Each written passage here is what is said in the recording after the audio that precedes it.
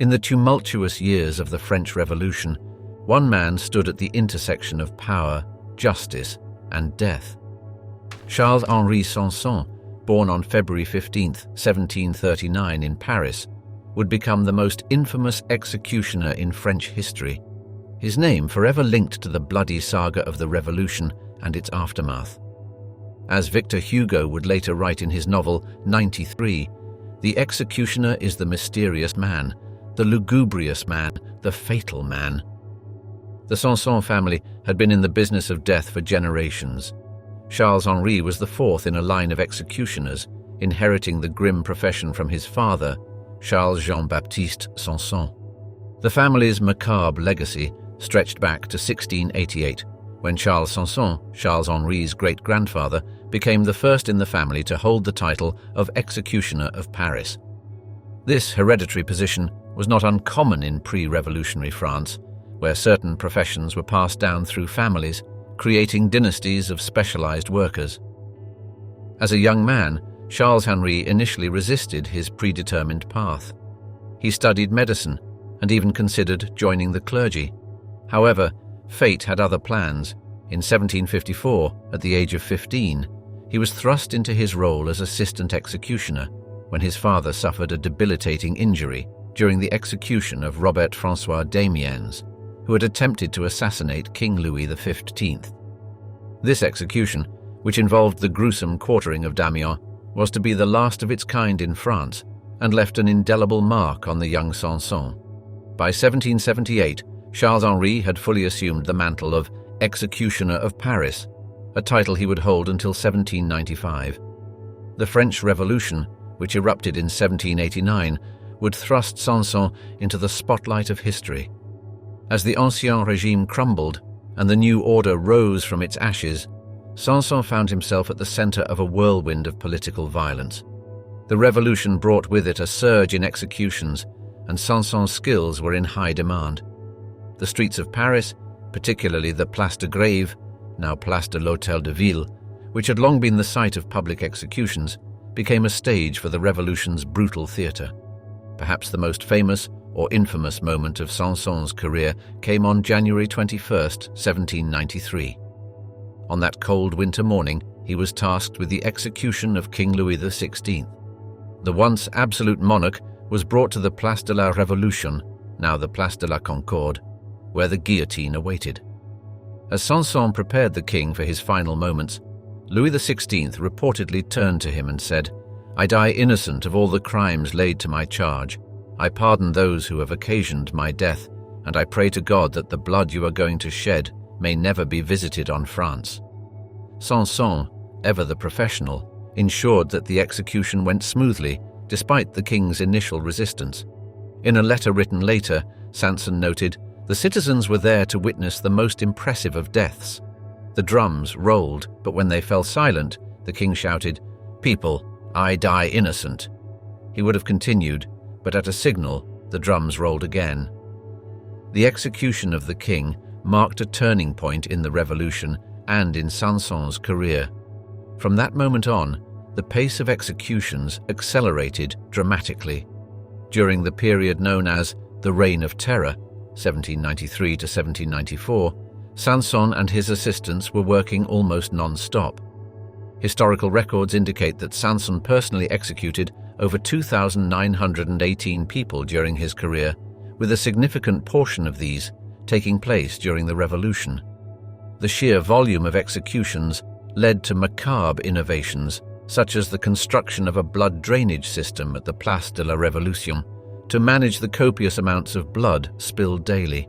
Among the notable figures who met their end at Sanson's hands were Georges Danton, one of the leading figures of the early revolution, executed on April 5, 1794.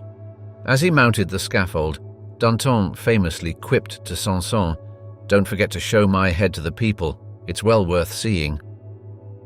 Maximilien Robespierre, the architect of the Reign of Terror, who ultimately fell victim to the very system he had helped create, was executed on July 28, 1794. His execution was particularly gruesome, as his jaw had been shattered by a gunshot wound during his arrest, causing him immense pain as he was positioned on the guillotine. Even Marie Antoinette, the former Queen of France, was not spared, meeting her end on October 16, 1793. Sanson noted her dignity in her final moments, writing, "The widow Capet, on mounting the scaffold, accidentally stepped on my foot.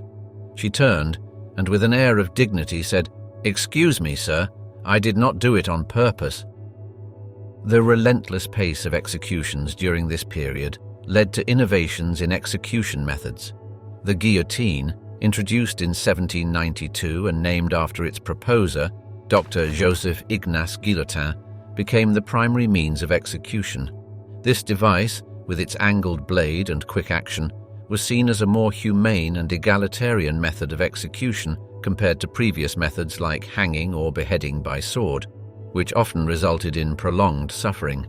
Dr. Guillotin, advocating for its use, famously declared, "With my machine, I cut off your head in the twinkling of an eye, and you never feel it." A statement that would haunt him for the rest of his life, as the guillotine became synonymous with the terror. Sanson, ever the professional, became an expert in the use of the guillotine. He even made suggestions for its improvement, such as the angled blade, which increased its efficiency. The device became so synonymous with the Revolution that it earned the nickname the National Razor. Sanson's expertise was such that he was often consulted on matters relating to executions.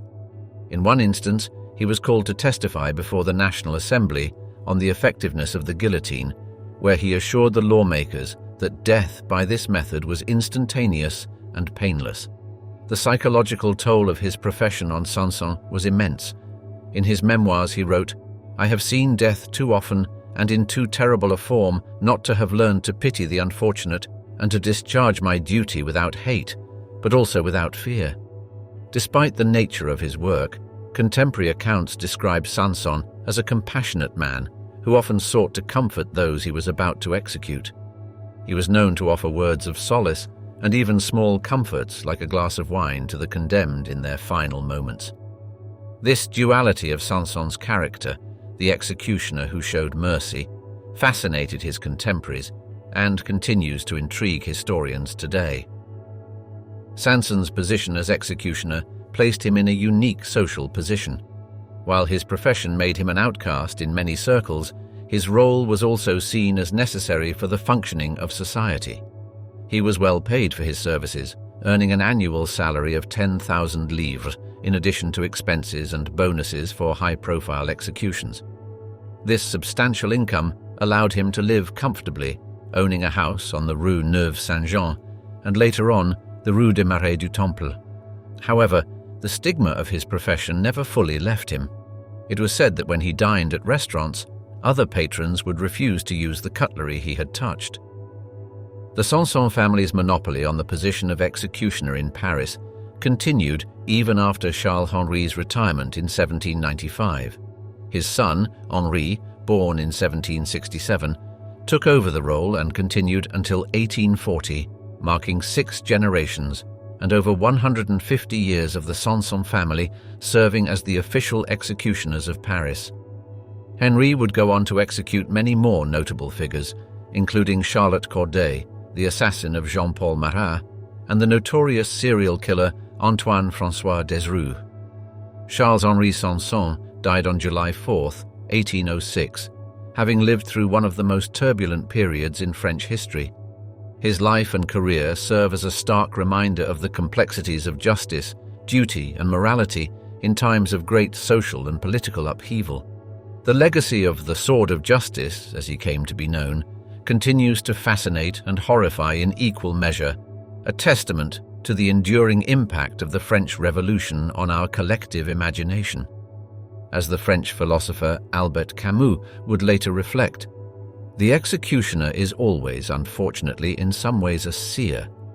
Perhaps no one embodied this sentiment more than Charles-Henri Sanson, a man who stood at the crossroads of life and death during one of history's most pivotal moments, forever etching his name into the annals of revolutionary France. The Last Drop, Albert Pierrepoint, and the Twilight of British Capital Punishment.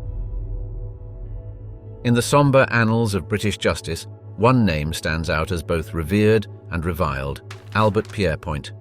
Born on March 30th, 1905, in Clayton, West Yorkshire, Pierrepoint would grow to become Britain's most prolific and infamous executioner, a man whose hands would end the lives of hundreds, including notorious criminals, Nazi war criminals, and even personal acquaintances. As George Orwell once wrote, a hanging is not a pleasant spectacle, and few knew this better than Pierrepoint. The Pierrepoint family had a grim legacy in the business of death. Albert's father, Henry, and uncle Thomas were both hangmen before him. This macabre family tradition began with Henry's first execution in 1901 and continued through Thomas, who executed the infamous Dr. Hawley Harvey Crippen in 1910. Despite this family tradition, young Albert initially pursued a more conventional path, working as a grocery deliveryman for the Cooperative Wholesale Society. However, the siren call of the gallows proved too strong to resist. In 1932, at the age of 27, he applied to the Prison Commission to become an executioner, following in his father's footsteps. In his application he wrote, "I have a very good opinion of my own capabilities and character, and consider myself to be a person suitable for this post." Pierrepoint's first execution took place on December 29, 1932, at Dublin's Mountjoy prison, where he assisted in the hanging of Patrick McDermott, convicted of murdering his brother. This marked the beginning of a career that would span 24 years and see him rise to the position of official executioner for England and Wales. His reputation for efficiency and professionalism grew rapidly, and he soon became the go-to man for executions across the British Isles and beyond. By 1940, he had become Britain's principal executioner, a position he would hold until his retirement. The exact number of executions Pierrepoint carried out remains a subject of debate. In his autobiography, Executioner Pierrepoint, published in 1974, he claimed to have executed 433 men and 17 women, a total of 450 people. However, in various interviews and statements, he suggested the number could be as high as 600. This discrepancy has led to much speculation among historians and true crime enthusiasts. Among his notable executions was that of William Joyce, better known as Lord Haw-Haw, a fascist propagandist for Nazi Germany, hanged for treason on January 3, 1946, at Wandsworth Prison. One of the most notable periods in Pierrepoint's career came in the aftermath of World War II. In 1945, he was called upon to execute a series of Nazi war criminals in Germany. Between December 11 and 13, 1945, at Hamelin Prison, he hanged 13 convicted war criminals from the Belsen trials. Among them was Josef Kramer, known as the Beast of Belsen, and Irma Gress, a notorious SS guard nicknamed the Hyena of Auschwitz. Pierrepoint later recalled the eerie silence that fell over the prison as he carried out these executions, a stark contrast to the usual rowdy atmosphere of British prisons on hanging days. He noted in his memoirs, "The Germans were different from any other people I had executed. They seemed to accept they had made mistakes and that they had to pay for them." Pierrepoint's technique was renowned for its speed and efficiency. He prided himself on taking only seconds from the moment the condemned entered the execution chamber to the drop of the trap door. This swift process was designed to minimize the suffering of the condemned, a consideration that Pierrepoint took seriously throughout his career. He once stated, "The person has to die. You've got to treat them with as much respect and dignity as you can." His record for the fastest hanging was a mere 7 seconds from the prisoner entering the execution chamber to the drop of the trap door. Perhaps one of the most curious aspects of Pierrepoint's career was his dual life as both executioner and pub landlord. In 1946, he and his wife, Anne, took over the lease of a pub in Hollingwood, Lancashire, which they named Help the Poor Struggler. Here, Pierrepoint served pints to locals who may or may not have been aware of his other profession. This dichotomy in his life, the affable pub landlord, who was also the nation's chief executioner, has fascinated many over the years. It was at this pub that Pierrepoint would form a friendship with James Corbett, a man he would later be called upon to execute. Among the most infamous criminals to meet their end at Pierrepoint's hand was John Christie, the serial killer of 10 Rillington Place. Christie was hanged on July 15, 1953, at Pentonville Prison. Pierrepoint later described Christie as the only man I have known who died on the rope without a whimper or a whisper. Another notable execution was that of Ruth Ellis on July 13, 1955, at Holloway Prison. Ellis was the last woman to be executed in Britain, convicted of murdering her lover. Her execution sparked public outrage and contributed to the growing movement against capital punishment. However, not all of Pierrepoint's executions were of hardened criminals. In a tragic twist of fate, he was called upon to execute James Corbett on November 28, 1950. Corbett was a regular at Pierrepoint's pub and had even sung a duet with him the night before committing the murder that led to his conviction. This personal connection to a condemned man deeply affected Pierrepoint and contributed to his growing disillusionment with capital punishment. He later wrote, "The night before I hanged him, he sang 'Danny Boy' in my pub. That's my song. I've never sung it since." As the years passed, Pierrepoint's views on the death penalty began to shift. In his autobiography he wrote, "I have come to the conclusion that executions solve nothing and are only an antiquated relic of a primitive desire for revenge." This statement from a man who had dedicated his life to the practice of execution sent shockwaves through British society and added fuel to the growing movement for abolition of the death penalty. He further elaborated, "The fruit of my experience has this bitter aftertaste, that I do not now believe that any one of the hundreds of executions I carried out has in any way acted as a deterrent against future murder. Capital punishment, in my view, achieved nothing except revenge." Pierrepoint's last execution was carried out on July 10, 1956, when he hanged James Smith at Wandsworth Prison for the murder of Sarah Cross. Shortly after, he resigned from his position, reportedly due to a dispute over fees. His retirement coincided with a growing public debate about the morality and effectiveness of capital punishment in Britain. The last execution in Britain would take place on August 13, 1964, when Peter Anthony Allen and Gwyn Owen Evans were hanged for the murder of John Allen West. In the years following his retirement, Pierrepoint became an increasingly vocal opponent of the death penalty. He testified before the Royal Commission on Capital Punishment and gave numerous interviews expressing his belief that execution was not a deterrent to crime. His unique perspective as someone who had intimate knowledge of the process lent significant weight to the abolitionist cause. In one particularly poignant statement, he said, "If death were a deterrent, I might be expected to know.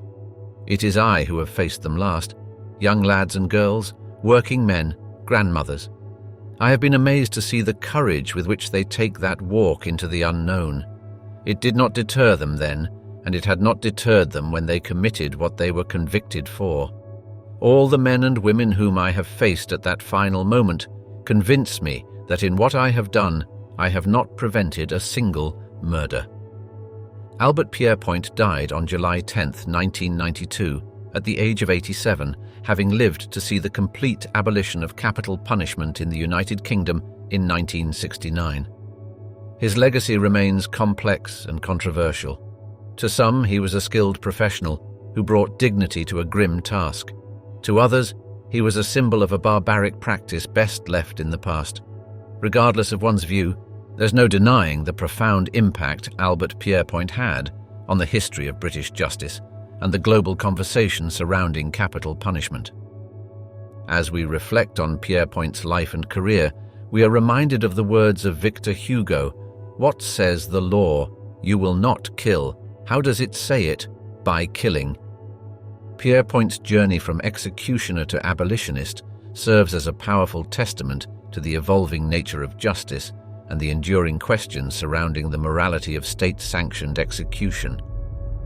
The guillotine's grim servant, Johann Reichhart, and the dark art of Nazi execution. In the annals of history, few professions evoke as much revulsion and fascination as that of the executioner. Among these macabre practitioners, Johann Reichhart stands out as a figure of particular notoriety, his career spanning the tumultuous years of the Weimar Republic and the Third Reich. Born on April 29, 1893, in Wichenbach, Bavaria, Reichhart would go on to become one of the most prolific executioners in German history, with an estimated 3,000 lives ended by his hand. As the philosopher Albert Camus once wrote, "What is a rebel? A man who says no." But Reichhart, for much of his life, was a man who said yes to the darkest demands of the state. Reichhart's journey into the world of state-sanctioned killing began in 1924 when he applied for the position of executioner in Bavaria. Despite initial reservations due to his young age of 31, Reichhart's family connections, he came from a long line of executioners dating back to the 18th century, secured him the position. His great-grandfather, Franz Reichhart, had been a renowned executioner in Bavaria, executing over 500 people between 1820 and 1847. Little did Johann know that this decision would lead him down a path that would intersect with one of the darkest chapters in human history. The Weimar Republic, with its progressive ideals, had seen a significant decline in executions. In fact, between 1919 and 1933, only 184 death sentences were carried out in Germany.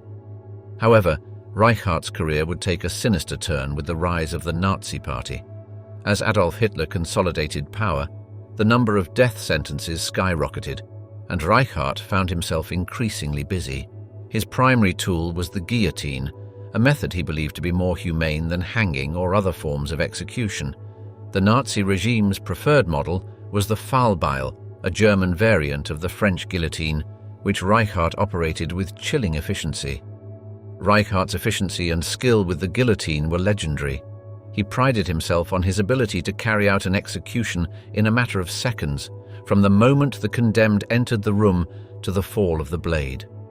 This swift process was designed to minimize suffering, a consideration that Reichhart, despite his grim profession, seemed to take seriously. He was known to say, "The quicker, the more merciful."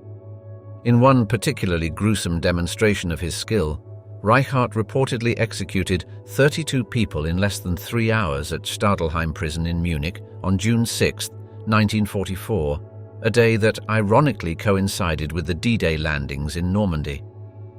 As the Nazi regime tightened its grip on Germany, Reichhardt's services were in high demand. He traveled extensively throughout southern Germany and Austria, carrying out executions in Munich, Stuttgart, Vienna, and other cities. His guillotine, which he transported in a specially designed box, became a symbol of the regime's brutal efficiency. In Vienna alone, between 1938 and 1945, he executed at least 1,200 people at the Vienna Regional Court. The condemned included political prisoners, resistance fighters, and ordinary citizens convicted of crimes against the Nazi state. One of the most notorious periods of Reichhardt's career came during the final years of World War II. In 1944 and 1945, he was tasked with executing members of the White Rose resistance group, including siblings Hans and Sophie Scholl. These young activists, who had distributed anti-Nazi leaflets, met their end at Reichhardt's guillotine on February 22, 1943, at Stadelheim prison in Munich. Witnesses reported that Sophie walked to her death with remarkable courage, her last words a defiant cry, "Such a fine, sunny day, and I have to go. What does my death matter, if through us thousands of people are awakened and stirred to action?" The Scholl's professor, Kurt Huber, was also executed by Reichhart on July 13, 1943, after declaring, "You can destroy my body, but not my convictions." Reichhardt's role in the Nazi machinery of death extended beyond political dissidents. He was also responsible for the executions of foreign forced laborers, deserters, and others deemed enemies of the state. In a grotesque twist of fate, Reichhart even executed his nephew, Walter Reichhart, who had been convicted of desertion. This personal tragedy occurred on January 9, 1945, at Landsberg prison and was said to have deeply affected Johann, though it did not deter him from his grim duty. As the war drew to a close and the full extent of Nazi atrocities came to light, Reichhart found himself on the wrong side of history. In an ironic turn of events, he was called upon to train American soldiers in the use of the guillotine so they could execute Nazi war criminals. This cooperation took place at Landsberg prison in 1945, where Reichhart had previously carried out many executions for the Nazi regime. However, this cooperation did not spare him from judgment. In 1947, Reichhart stood trial for his actions during the Nazi era. Despite his claims that he was simply following orders and that his method of execution was humane, he was sentenced to 2 years in labor camp. This relatively light sentence was a reflection of the complex moral questions surrounding his role. Was he a willing participant in a regime of terror or a civil servant carrying out his duty under extraordinary circumstances? The trial highlighted the moral ambiguity of his position, echoing the words of Hannah Arendt, who famously wrote about the banality of evil in her coverage of the Adolf Eichmann trial. Upon his release, Reichhart attempted to return to normal life, but the weight of his past proved too heavy to bear. He became an outspoken opponent of capital punishment, perhaps seeking redemption for his actions.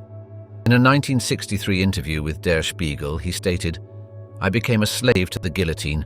I lived for it, and I lived from it. I should have said no to the Nazis, but in a dictatorship you can't do that." Reichhart's life after the war was marked by isolation and introspection. He lived in seclusion in Dorfen, a small town in Bavaria, shunned by a society that could not reconcile with his past. In his later years, he devoted himself to writing his memoirs, attempting to explain his actions and perhaps find some measure of absolution. These memoirs, published posthumously in 1996 under the title Henker im Dienste Hitlers, Executioner in Hitler's Service, provided a chilling insight into the mind of a man who had served death for so long. Johann Reichhart died on April 26, 1972, just days short of his 79th birthday. His passing marked the end of an era, a living link to a dark chapter of German history. The legacy he left behind is a complex one, raising difficult questions about personal responsibility, the nature of evil, and the human capacity for both cruelty and redemption. As the philosopher Simone Weil once wrote, "Evil, when we are in its power, is not felt as evil, but as a necessity or even a duty." Reichhart's life seemed to embody this paradox. The Meister's Quill, Franz Schmidt's bloody chronicle of 16th century justice. In the twilight of the 16th century, as the medieval world gave way to the early modern era, a most unusual chronicler plied his grim trade in the bustling city of Nuremberg. Franz Schmidt, born in 1555 in the small Bavarian town of Hof, would rise to become one of the most notorious, yet paradoxically respected executioners of his time. His legacy, however, lies not just in the lives he ended, but in the meticulous records he kept, providing a window into a world where public executions were both entertainment and grim necessity. As the English philosopher Thomas Hobbes would later observe, "The passion of fear of death and wounds disposeth men to obey a common power," and Schmidt's journal stands as a testament to this brutal reality. Schmidt's journey into the macabre profession began not by choice, but by inherited circumstance. His father, Heinrich Schmidt, had been forced into the role of executioner after unwittingly drinking with a condemned man, an act that, in the rigid social hierarchy of the time, rendered him dishonorable and fit only for the reviled yet essential task of carrying out judicial sentences. This incident occurred in 1553 in Bamberg, where Heinrich had been working as a forester. Young Frantz, tainted by association, had little choice but to follow in his father's footsteps. The family's fall from grace was so complete that they were forced to move frequently, finally settling in Hof, where Frantz was born.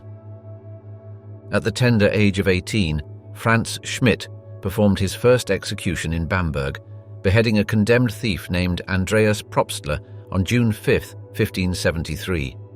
This marked the beginning of a career that would span 45 years.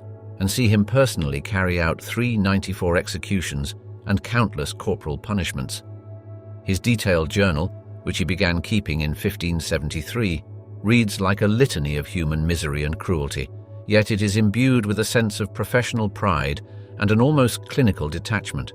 The journal, later published as A Hangman's Diary, being the journal of Master Franz Schmidt, public executioner of Nuremberg, 1573-1617, provides an unparalleled glimpse into the judicial practices of the era. Schmidt's ascension to the position of Master Executioner of Nuremberg in 1578 marked a turning point in his career. Nuremberg, a free imperial city and one of the largest urban centers in the Holy Roman Empire, offered Schmidt not only steady employment, but also a stage upon which to demonstrate his skills. The city's Hauptmarkt, or main square, would often host public executions, drawing crowds that could number in the thousands. Nuremberg, known for its strict adherence to imperial law, had a complex penal code that Schmidt was expected to enforce. The city's famous jurist, Christoph Schörl, had codified many of these laws in the early 16th century, providing a framework for Schmidt's work. One of Schmidt's most notable executions took place on September 29, 1581, when he was called upon to execute the notorious robber and murderer Georg Schön. Schmidt's journal entry for this event is typically terse, yet revealing. Georg Schön of Nuremberg, a murderer and robber, broken on the wheel from below, then quartered. The wheel referred to was a horrific method of execution where the condemned was tied to a large wooden wheel and their limbs were shattered with an iron bar before the wheel was hoisted onto a pole for public display. This particular execution was so infamous that it was commemorated in a broadsheet ballad, a popular form of news dissemination at the time. Despite the brutality of his profession, Schmidt was known for his efficiency and, paradoxically, his humanity. He took pride in his ability to deliver swift deaths, considering it a mercy to the condemned. In one instance, he notes executing a woman convicted of infanticide, writing, "Beheaded Margaretha Hallerin for killing her child." The sword stroke was clean and quick, thanks be to God. This attention to detail and concern for a good death was not uncommon among executioners of the time. Schmidt's journal wasn't merely a catalogue of deaths, it also served as a medical diary. Executioners of the time often moonlighted as healers, their intimate knowledge of anatomy making them sought after for treating ailments. Schmidt recorded numerous instances of treating injuries and illnesses, from setting broken bones to curing French disease, syphilis. This healing work was part of Schmidt's lifelong quest for respectability, an uphill battle against the social stigma attached to his profession. In one particularly interesting case from 1582, Schmidt treated a man named Hans Stiegler who had been mauled by a bear in a public spectacle gone wrong.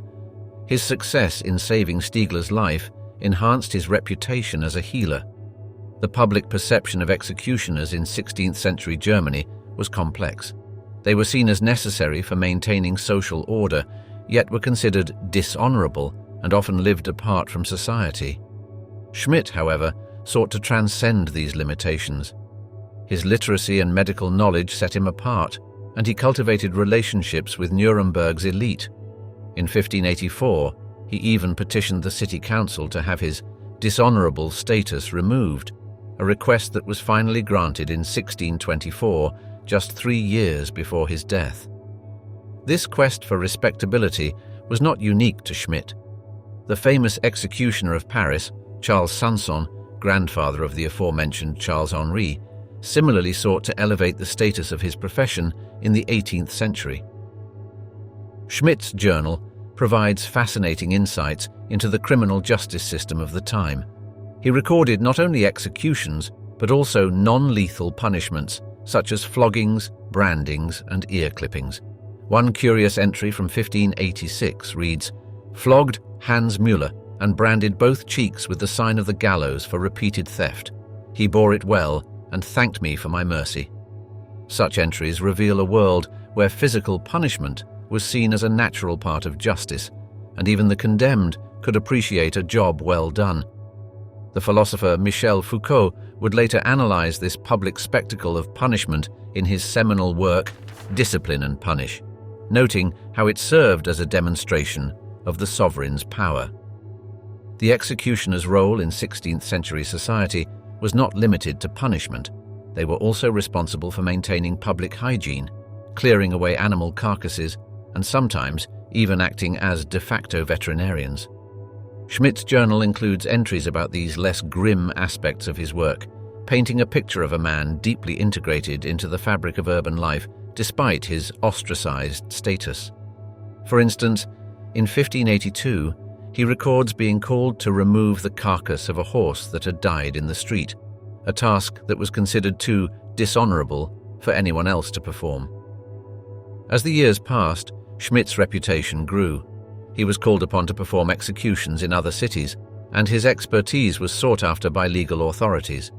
In 1617, he was even consulted on the case of Elizabeth Bathory, the infamous Blood Countess of Hungary, though he did not carry out her punishment. Bathory, accused of torturing and killing hundreds of young women, was ultimately walled up alive in her castle, a sentence that Schmidt noted in his journal with professional interest. Frantz Schmidt retired in 1617, having served Nuremberg for 39 years. In his later years, he focused more on his healing work and continued to write in his journal. His last entry, dated 1634, reads simply, "God be praised for his grace and mercy." He died in 1634, leaving behind a document that would prove invaluable to historians seeking to understand the complexities of justice, punishment, and social dynamics in early modern Europe. In the words of the great German poet Johann Wolfgang von Goethe, who later studied Schmidt's journal, "The Executioner's Diary is a most remarkable book, for it shows how a man, engaged in the cruelest of professions, could nevertheless be a good citizen and even a tender husband and father." The legacy of Franz Schmidt extends beyond his journal. His descendants, freed from the stigma of their ancestors' profession, went on to become respected members of society. One of his great-grandsons, Johann Ludwig Schmidt, became a professor of theology at the University of Helmstedt. This remarkable social mobility across generations stands as a testament to Schmidt's lifelong quest for respectability and the changing nature of social hierarchies in early modern Europe. As we close this chapter of history, the shadow of the executioner's blade fades into the mists of time. From the infamous Sanson family of France, who served as royal executioners for generations, to Albert Pierrepoint, Britain's most prolific hangman, these grim reapers of justice have left an indelible mark on our collective memory. As we bid farewell to this somber subject, let us ponder the words of Albert Camus, who wrote, "What then is capital punishment but the most premeditated of murders?" Perhaps in the end, it is not the executioners we should remember, but the society that deemed their profession necessary. As we step away from the scaffold of history, may we carry with us a deeper understanding of justice, mercy, and the value of human life.